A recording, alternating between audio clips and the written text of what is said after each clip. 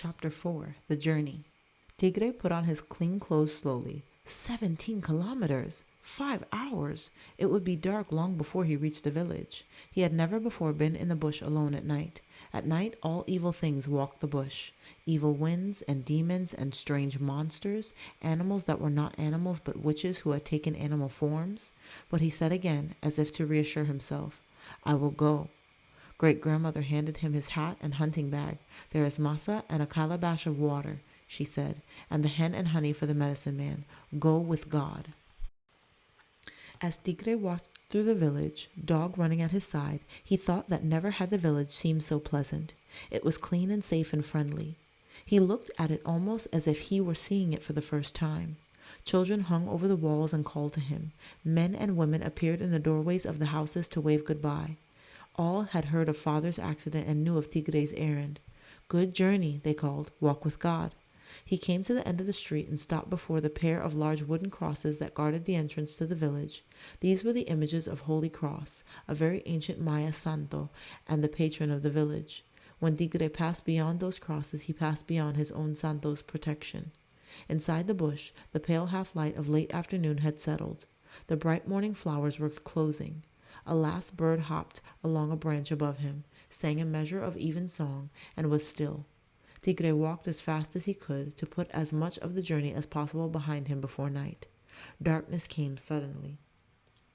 Tigre had never known such blackness.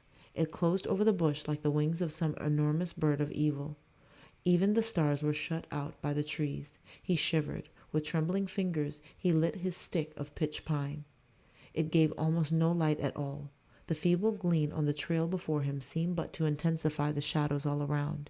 Anything could creep up on me from among those black shadows, he thought. The light only pointed him out to watching spirits who otherwise might have missed him in the dark. Whisperings and small stirrings sounded all around him. This was the same bush through which he had passed with Father to the milpa, but now it was utterly strange. Everything about it was hostile. He felt small and terribly alone. He began to talk aloud to Dog, and the sound of his voice gave him courage. It is only some animal, he said, a cow or a deer, that rustling noise. Do not be afraid. Tigre said, If I had a gun, I would not be afraid of anything.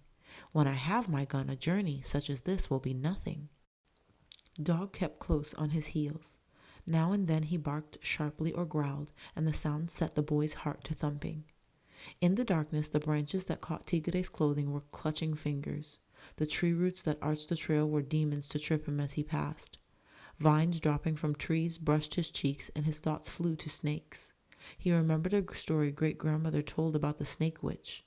Thin as a pencil she was, and she dropped on men from the trees and stopped up their nostrils. He remembered other stories of the giant Juan who walked along the trails, beating on a silver drum and catching children to eat.